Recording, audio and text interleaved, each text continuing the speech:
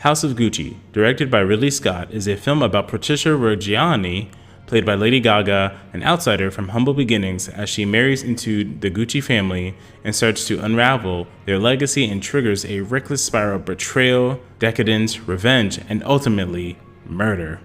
Going into this film, I had very little knowledge about it, and I've seen some trailers about it but didn't pay too much attention to it. I decided to go in blind, which is how I suggest everyone should go into movies, and I'm glad I did. I had no idea about the history of the Guccis or their current state, other than they have a big fashion brand. Only after watching the movie did I watch the trailers, which spoil the whole film from beginning to end. I don't know why movie trailers constantly spoil stories, but that's a video for another day. This film is full of Academy Award winners: Lady Gaga, Adam Driver, Al Pacino, and Jared Leto, who, by the way, actually stole the whole movie. His performance was the most delightful thing I've seen in a very long time. Wow. So svelte. Your cheekbones cut the diamond. Before going into this movie, I didn't even know who all was in it, so it was a pleasant surprise to see these amazing stars in one film. As my roommate stated, it's a film that's definitely Oscar baiting. I'm coining that phrase, by the way. You're going to make me cry. Nobody has ever said that to me. Nobody. So this film really sticks with Patricia as she marries Mauricio Gucci and begins their life together. At first, she was an innocent girl who wanted to be with the one she loves, but as the film progresses, her character seems to get corrupted by the power and wealth of the Guccis. She's constantly reminded that she is not a Gucci and sees the power and wealth of the other Gucci members and what they can do. This is serious, and you're laughing it off.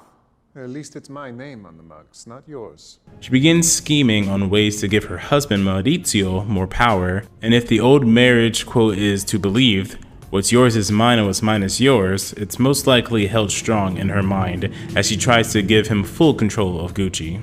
Lady Gaga was very strong in this movie. I love her songs, but damn do I love her acting. She really feels intertwined with this character and makes her relatable as she begins to corrupt. The Italian accent felt very realistic and not forced at all.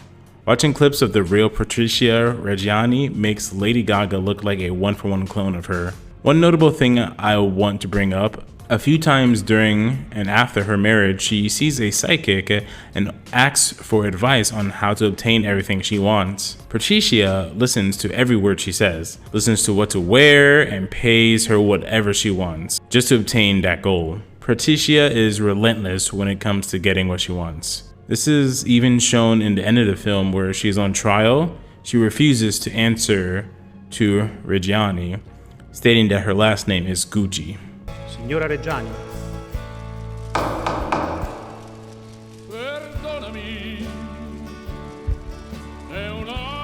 You can call me Signora Gucci. A strong testament that she is unwilling to give up the name that she poured so much time and energy into building up with her husband. Watching House of Gucci accumulated so much interest inside of me about the events depicted that I really wanted to look up information about it afterwards. With the real Maurizio and Patricia and the state of Gucci today, not a lot of films depicting real life events have that kind of impact on me. Adam Driver really did an amazing job playing Maurizio. Also, I'm jealous he got to fictitiously marry both Lady Gaga and Scarlett Johansson. Oh, you're fucking insane! Anyway, he both uplifted and grounded the film with his performance. Maurizio felt like he should be the main character, but was always overshadowed by his wife. However, it did come to a point where he began calculating behind his calm demeanor. Perhaps he took some inspiration from his wife. He began to want more of Gucci as his wife wanted him to. We're a family, huh? He lied to his family members to get what he wanted, but it was only afterwards that he saw the dark side of what he was doing. I know what I have to do, but I don't know if I have the strength to do it. He regretted tricking his family and saw his wife as the cause of everything. Began to distance himself from her and eventually divorce her. He didn't have the decency to come here. He's too much of a coward to do it himself. I have the papers right here. Papers. Papers!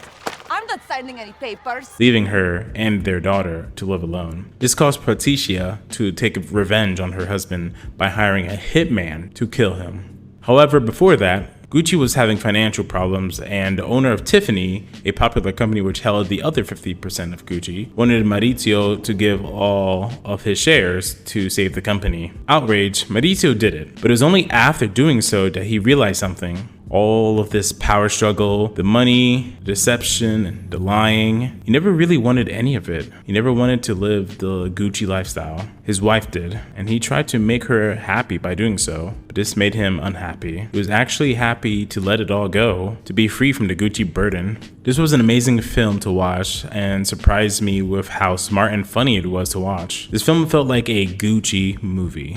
I recommend this to intermediate filmgoers as it is easy to follow, but has a great underlying complexities for enthusiasts to enjoy. Thank you all so much for watching. Please stay tuned for more of my film diary because we're moving on.